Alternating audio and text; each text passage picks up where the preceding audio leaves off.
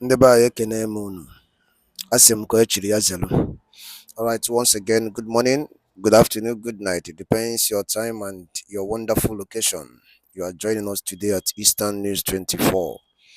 Anyị sịkwa na ọ ya dịrị ndị be anyị na mma na eke, dịkwala unu mma na afọ, dịrị unu mma na nkwọ, dịrị unu mma n'orie. Ise ise.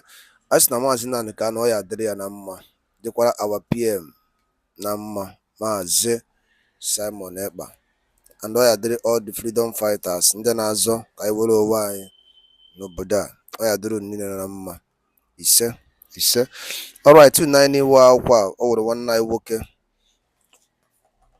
nwere nnukwu ozi dị oke mkpa o jiri wee bịa sị ka nwetara unu ya. Our brother exposed on certain things. Ife okwu na ya bụ ife is mind blowing. Nsị na somama ngekwe na ya bụ ife na m ewetara ya ụmụ Chineke ka fa nyere m aka ka fa sorokwe m gee ya, then unu ga-esikwa ya bụ ife na akọbara drop comment on the comment section below. Our brother said it the way it is. I'm so much as in he said it all. And every Biafran, do yourself a favor to listen to this clip very well. Don't ever skip anyone. Follow it from the beginning to the end. All right, over to you, my brother. Over to you, sir. Now they can have title. But if there is any problem, now the people will start aligning it with Nnamdi Kanu. Why is a Nigerian journalist keeping quiet? Is this Nnamdi Kanu a bad person? Is it what people think he is? What is he fighting for? So this is what we'll focus today on this today program. That will throw us back to Nnamdi Kanu, what Nnamdi Kanu really means, what Nnamdi Kanu really wants, and how do we help to tackle this problem. I will bring you back to some of Nnamdi Kanu's video, and that tells us more about Nnamdi Kanu. I hope you just enjoy this video with me tonight. We know that several courts in Nigeria, have set Nnamdi Kanu free, but the Nigerian government refused to grant those verdicts that have been given by their own courts. So Nigerian court up to today have not found Nnamdi Kanu guilty. And journalists are not talking about that. You know, they watch Nigerian government breaking their own law. Somebody said once that when you look at Nigerian custody system, you will not find any prominent northerners being hit there. In fact, we find what happened to the EFCC chairman. Normally, when they call the Yahoo boy, they give them a signboard and post their picture online so that we can see. Even this one, they haven't done it. Even also the one they find Abakari, a top cop, who also they find guilty, they haven't done that. But Nnamdi Kanu have been detained here with all innocency, with all the verdicts. Even some of the verdicts asked Nigerian government to write an apology letter and compensate Nnamdi Kanu still yet. Okay, we cried. Yeah, it's a cry about Nnamdi Kanu's health. They asked him, okay, you should bring Nnamdi Kanu out. He's not feeling well. This could not help too. So today again, we just throw you back to see this Nnamdi Kanu, his interview in America. So I hope you stay tuned and watch with me if you can. Thank you. It's a very nice one, and I know this interview is very important to many of us. Let's watch and listen. In a state that has to be economically viable, and you can't really have that with Nigeria as it is. How do we get there? We cannot be economically viable if we are not politically viable. Right. And political viability means complete and absolute independence. It has to have, yeah. We must be independent. Yeah. And again, God creates countries and nations, not man. There are many ways that nations can emerge. It is always an organic process. We understand that. We respect that. What most commentators don't appreciate about Africa, and which most Africans are a bit slightly uncomfortable with, is that somebody coming from Europe, and without regard for your culture, your traditions, your way of life, saying, you are now in one country and your name is Nigeria. Right. There is something unnatural about it. Yes. I said to the British government, if you had come, conquered my people, which is a... Now, guys, before Nnamdi Kanu continue this, let's say this. He was just going back to the amalgamation. We all know that Nigerian amalgamation is not totally right. It's just a group of 2 or 3 people oppressed by the colonialism. they went together and declared that forced by Lugan to say that these people are one. So there's nothing like what Nnamdi Kanu is trying to push back here. There's nothing to show that these people are bad. Even before the independent, we know that there is a problem in the South or the Southeast, you call it, that the people refuse to associate themselves with the Nigerian idea. They were forced into that, and we know that Britain, establishing Nigeria is all about their economic gain. There's nothing too unique about people. There's nothing that bring people and say these people, they share any common idea or common goal that should bring them all together. This is why Nnamdi Kanu is going back on this topic. He was trying to make everything clear that even he actually make this way. He said if let's say Britain colonize the Igbos or colonize the country entirely and hand them over with a value like the way they enjoy in other areas, then they say fine, that's fine. But in this way, there's nothing. This topic and this interview is very important. I think he answered this interview. This interview was granted in Radio America, and after this interview, we can still look on more and think about this. That if Nigeria is a country that was established and a country that people make a conscious decision, why are they fighting? Why, since the build of Nigeria, we know what happened in 1957 during the coal mine, which a lot of Enugu people were killed by Britain. So since then, we actually heard about 1929 about Abia women. We had a lot. So the country have not been together for once. So now, why are they still holding together? That's what Nnamdi Kanu is asking you. So let's go on. Natural human process. Yeah. That is entirely natural. Right. If you had conquered our people, made us English, I can live with that. Yeah. But to come and hand over a children of God over to something completely alien. This same culture that we have in the north, which is an Islamic culture, tried to take us over many years ago and they failed. You now came and completed the cycle for them. There is something evil about it. Yeah, something inorganic about it. Inorganic, yeah. Very, very inorganic. And you cannot. We don't talk about economic development because before you talk about economy, you talk about things like policies, both macro and micro, the rest of it. You are dealing with people who cannot differentiate between macro and micro. No, absolutely. That's right. The problem. Yeah. Education is key for the world outside Biafra, and that's where this starts. The political has to start in the education. That's correct. When you speak to people in the UK, people in the US, is there an openness to independence for Biafra? No, there isn't. It's what you get is very condescending, wishy-washy. These are Black Africans. Really, what do they know? Sort of attitude. We know best than they do, and we try as much as possible to enlighten and educate the American and, by extension, the European audience to the fact that before you had freedom and liberty in any part of the world, in Biafra land we had freedom and liberty. Before you had political asylum in any other part of the world, where I come from, there was political asylum being granted to people. That is the meaning of Biafra anyway. Come and join if you believe in our value system. We had a series of both political, legal, and legislative structures that endured for thousands of years. These were unceremoniously swept away in the name of, I don't know, civilization or advancement. Right. Therefore, the British must be questioned, or the mentality or the psyche of Europeans and, by extension, Americans must be put to the test to explain, to rationalize why the emergence of states in Africa cannot be allowed to adopt the same organic route by which every other civilized nation emerged. So, guys, what Nnamdi Kanu said now, Americans and Europeans, is very important. And their answers are not good. They're if you are listening to this thing now, so Nnamdi Kanu, we know, was in prison because of his honesty. Nnamdi Kanu is not in prison because he committed any crime. Nnamdi Kanu was not kidnapped because he's doing something wrong. The idea now, the question Mazi Nnamdi Kanu asked here, it's good that we visit this. Not now that Mazi Nnamdi Kanu is in prison that we will start to talk. Nnamdi Kanu asked it. He said, why is it that we can't enjoy the same thing that we are enjoying in European world? We are enjoying in UK. You are enjoying in America. You are enjoying in EU. Why is it that way?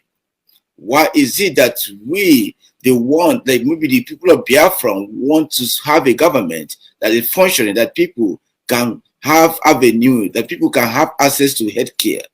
Why is it not working? Why don't you have that? Look, even here in Australia, you saw trend, you saw the way the country is developing. Recently, I was watching the television. I saw that they have flying car, a flying electrical car. That's the next thing, the next idea. But do you know that in a country like Nigeria, there's nothing like that? The people's talents continue to die. Every day, what we struggle, maybe you're Yoruba, you're Igbo, who is the leader, that there's nothing to show about the country. So Nnamdi Kanu was asking them, why is it that the country cannot work that way? Why is it that they cannot allow and support a country that have vision that way? And the guy that interviewed Nnamdi Kanu in Radio America said the answer will be very bad. And he knows this. So why can't we give that support? In fact, when I listen to this Nnamdi Kanu, I say, no, okay, today's free show that will focus on Nnamdi Kanu. And also, I told myself, that's true. When you go to Biafran people, a lot of them are very, very naturally talented. If you come to the eastern side, you will find that you saw the young people doing some magnificent job. All they needed is just that a tweaks in order to start. Steady light, good road, water, and maybe supportive of government. That's all they needed in order to excel. Today, what Nnamdi Kanu is saying is also affecting many of us, that even in the foreign country, both the Igbo outside Yoruba, a lot of professionals outside today, why they are there is because of the country is not viable. It's not an enable environment. A lot of doctors here in Australia, I'm telling you now, about 85 to 90% of them is because of the country is not functioning. The same. Why can't we have that? So does Nnamdi Kanu, for speaking truth, deserve to be in jail? If the world is so sincere that when you say the truth, that the world back you, why can't the UN, the EU, the American and UK, even the AU, fight for the release of Nnamdi Kanu? Why can't they fight for release Nnamdi Kanu? Nnamdi Kanu does not deserve even for one day to be there. He did not commit any crime. If there's anybody that deserves to be there, Bola Ahmed Tinubu will be there. So let's just listen to him. It's very important that we listen to this thing.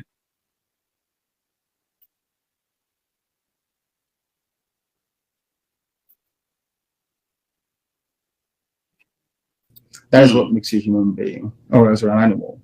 And being forced to live in cages in Africa, or being forced to live more or less like animals, is not a situation we are prepared to tolerate for very long. No. Yeah. Death is better. Have there been armed clashes between Biafrans and Boko Haram? Has there been a defense of Biafrans? No, not at all, because we are not allowed to defend ourselves. They can kill us. They can get arms flowing in from Lebanon, from Iran, from Saudi Arabia. There are jihadists coming from all over the place, coming in there.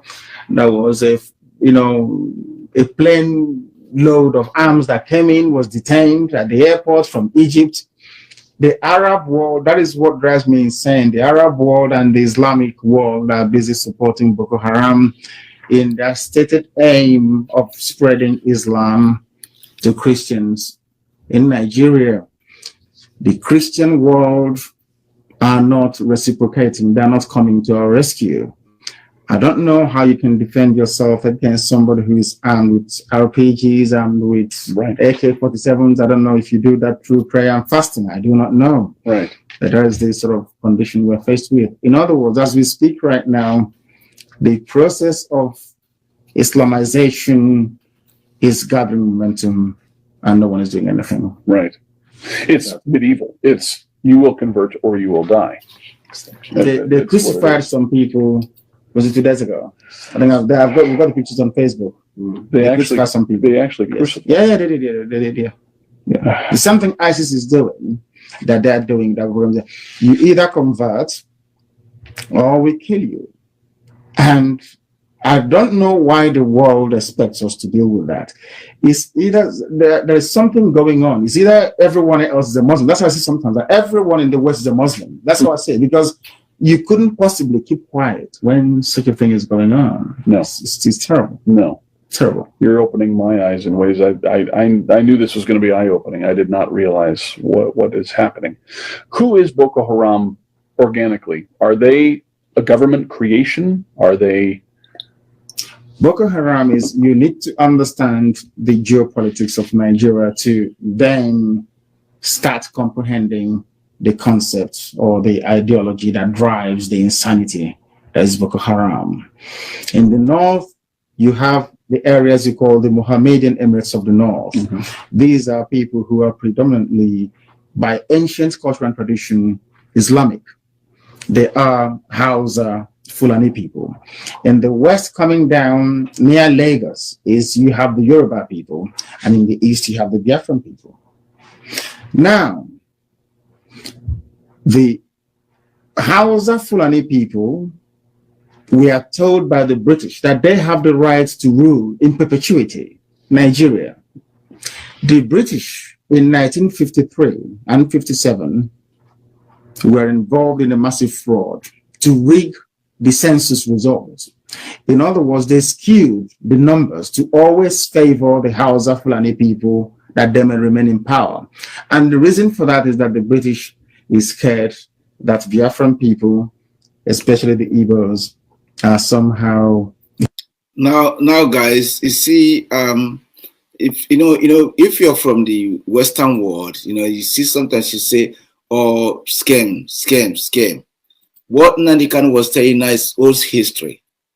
When you talk about the fraud, we never mention the fraud of the Western in Nigerian politics. Up to today, they continue to mingle.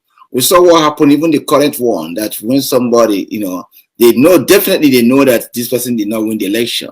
They were all calling and trying to get their choke into the Nigerian bank of resource, and they turn their blind eye in whatever they are doing. So when you go to Western world, that's why when I see people say fraud, I say, fraud, is it only happening in a Western world? Why can't we be sincere both outside and inside? If you mean that you don't want fraud, then you say no to any form of fraud. You cannot just say, okay, I protect the citizens of my country and the citizens of other countries, you careless. When we want to treat fraud, we treat it, irrespective of what country, in anywhere, in any form, we say no to it. But Britain, they will quickly come out and say, okay, Africa is corrupt. But now, who is playing those games in Africa? Is Britain, is America, is EU. All these men, they know what happened. I was watching the conference in France, whereby the French government is actually embracing Bola Ahmed Tinubu. I asked myself, if Bola Ahmed Tinubu have that history in France, will they do that? I know a lot of blacks in France today, if they have problem, they don't appreciate them. They tag them on it. They will not allow them to come close to their office. But because it's in Africa, their life matters not. Even here in Australia, if you have those kind of criminal record, you will not come, they will not even give you a chance to even come close to kids. But I haven't seen Australian government, so that's why I keep quiet on that. But we are appreciating that. We see American jubilating. If you have that, go to apply American visa today, you tell them that you have a criminal record, they will not give you visa. They will instantly deny you. They will say you have no good character. But you see America, they are totally embracing Bola Ahmed Tinubu because they have evil and crime intention. That's what Nnamdi Kanu was asking them now. Why are we double standard? If you believe that this is not also acceptable, why will you allow it to be acceptable in another country? If you believe that people to steal is not good in your country, why will you support people they are stealing in another country? I believe that wherever crime is committed, if it's a crime, it's a crime. It doesn't matter what country or wherever it's done.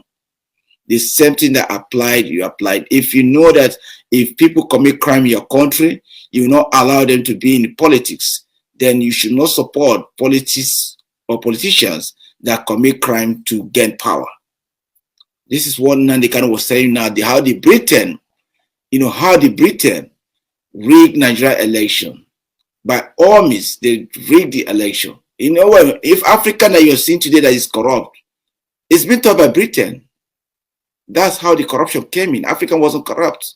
It's Britain that teach them that you can do this and get away with it. This is how it's been done. That's what Nnamdi Kanu was explaining here. You can listen more. Human. That we can think properly. Yeah.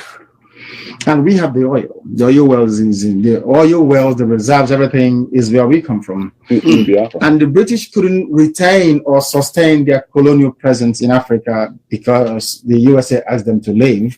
So what they now did is to take the control of the oil, hand it over to a group of people they think they can manipulate very easily.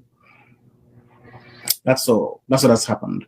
And now they now believe that they have the right to rule. Unfortunately for them, President Goodluck Jonathan, the incumbent, emerged out of circumstances that could be described as somehow mysterious. He came up as the president, and now they don't like it. 3 people funded Boko Haram. The ex-president, head of state Buhari, another ex-head of state, Hausa Fulani Islamic person called Babangida, another vice president,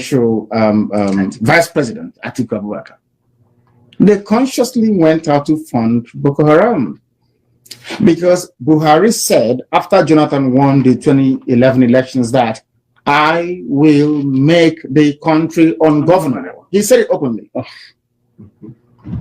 And they went ahead to do it by killing poor, defenseless Biafran Christians because they know that Christians around the world will not come to our rescue. Yeah. They also know that no other people will come to our rescue because they don't want us to emerge as a people. That's a problem. Yeah. So the British don't want you to emerge as a people. No. Aha. That's a problem. It's a huge problem. Massive. But this time around, whether they like it or not, I'm sure the British didn't want the USA to emerge either. No. Whether they like it or not, we shall emerge. Yeah. Or everything else there will die. It'll have to. I mean, It's one or the other at this point. One thing has to happen. Either we have Biafra or we all die. There's no going back this time around. There'll be no exile, no running away. That is our land. We've lived there for thousands of years. That's where we were born. That's where we'll die. Yeah. Are you all willing to go back and be there? At the drop of a heart, yes. Yeah. Yes. Yeah. And a heartbeat. Yeah. We'll go there. And obviously loved ones are there. And they're there. My parents are there. Yeah. My loved ones are there. Yeah. And it's a land we've been in for, as I said, thousands of years. And a history and a rich culture and a vibrant way of life that has literally been obliterated. Yeah. You go to the book of Leviticus. 80% of what you have in the book of Leviticus occurs where I come from. 80%. 80%. The Levitical law. Everything. It wasn't us. I strongly believe, this is my hypothesis. Of course, I've not. Of course, I hold on to it very strongly. As soon as the British discovered in the late 18th century, because the same Hausa Fulani people in Zamfara told them, I think I have the map somewhere in London, that across that river lies what they believe to be part of the lost tribe of Israel, or hell broke loose. Yeah. There was then a very systematic and deliberate policy to obey. I think Nnamdi Kanu deserve freedom. Nnamdi Kanu deserve freedom. Nnamdi Kanu, as you all know, that he was in prison because of saying the truth. The truth is bitter, but he is willing to say the truth. And that truth is what he's telling the world. Say the book of Leviticus, if it goes there, about 80% of what is written there is all about Igbos. And the similar culture and a lot of things. If you know, Mazi Nnamdi Kanu always associate Igbos to Israel. Now, guys, we ask ourselves, why will a man who say the truth be in prison? I think this way, if Nigerian government believe that he's fighting for the people, then Nnamdi Kanu have not called that people should come out of Nigeria. He haven't said that before. What he said give people free will of choice, allow them to vote. If they say they don't want Biafra, then we go on. Then that means you have settled this matter. Moreover, the name Nigeria is a very foreign name. It's not emotionally attached to anybody. So if you are actually making a living thinking that, oh, Nigeria is this, Nigeria is not a name that attached to anybody. I don't know the meaning of Nigeria. A lot of things about Nigeria you can't explain. If you ask me what is written in the Naira with Arab, I don't know. I'm not anyhow attached to Arabian country. I don't even, cherish anything to do with Arab. So that was Nnamdi Kanu was trying to say here, that if a country have to be together, there must be mature understanding where everything flourish and bring enable environment to people. But in this case, Nnamdi Kanu is not seeing those things. So he asked the government, call referendum so that people can be able to decide. Only this word today have put Nnamdi Kanu to prison for almost 2 years now. We know how Nnamdi Kanu went there. And Nnamdi Kanu was kidnapped in Kenya by Nigerian Secret Service and Kenyan Secret Service. They joined together to kidnap. The case is still in court. But you know what? I hope and we pray the way we are listening, the way we are hearing news, that some lawyers in UK also are taking up the case and asking the government to bring Nnamdi Kanu home. Definitely, this case, I told people that Nigerian government, that's the highest mistake they make. When Nnamdi Kanu was caught, he was not caught with Nigerian passport. He was not even with Nigerian document. So there's nothing there to identify Nnamdi Kanu with Nigeria. And true again, when Nnamdi Kanu was born, he was not born as a Nigerian. Nnamdi Kanu was born as a Biafran. So this is something that people need to understand. Nnamdi Kanu was born as a Biafran.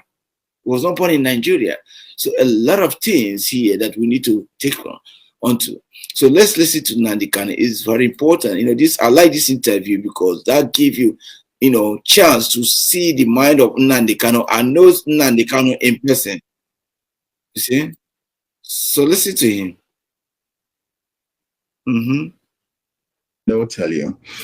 And I see no reason why a people that believe in the irreducibility of an individual, that believes in liberty, that believes in equality and in freedom, the same creed, the same ideals upon which this very great nation, USA, was founded upon, why would you not naturally gravitate towards those people? I can't understand it. Right. And if you want to stop the menace of Boko Haram, they should support the creation of Biafra. That's all they need to do. We don't want them to do anything. Just come at the UN or make a press statement in the White House by saying that the people of Biafra, their suffering is intolerable. We may have to revisit the issue of them still belonging to one Nigeria. That's what they need to say. That's all. And it would change. It's done. Yeah. It's a game changer. It's finished. Yeah. Wow.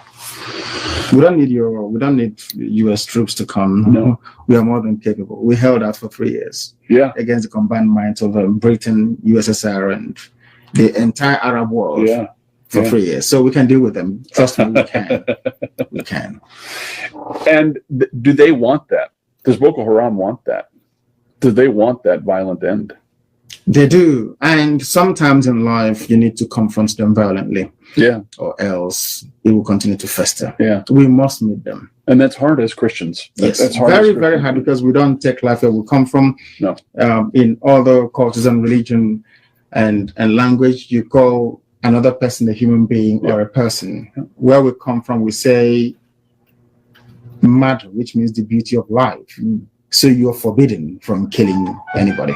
Yeah. You don't kill somebody, because that is the embodiment of God's creation. A person is known as Madhu. Madhu means beauty of life. So you don't take life. So it's very hard for us. Yeah. But you've been pushed. No, we are being killed. Yeah. Killed. Not pushed, killed. Not pushed. We are being killed. Let me ask a couple. Sure. I'll sit down here too. Christians, by and large, seem to be oriented towards individual faith, and they seem to be reluctant to face the fact that at times war is necessary. Yes. They call the concept of a holy war being something that you have to struggle with. How have you looked at that? How do you take your faith and the need to sometimes go to war? How does that work for you? How have you? Because you're a very thoughtful man, and I know you've had to look at these issues and defend it. Yes, the thing is this: My faith taught me to value life, to try to live by the same tenets that have been preached over the years. Neba dalu nne nkunu si na esorokwa n'ife anyị na-eme na-esonyela anyị nnọọ. Yes, unu anụgonu ihe nwanne anyị nwoke and ife ọ kọwazi and some analysis o megasi n'elu akwụkwọ a ka efi nwere ike ukwu gbasara maka ya bụ ife. Yes, kabaru ka drop ya on the comment section below. Once again, don't forget that this is Eastern News 24, where we give to you the latest news and the latest story concerning what is happening in Biafra land. Dalonu ka mesịa ụmụnne m.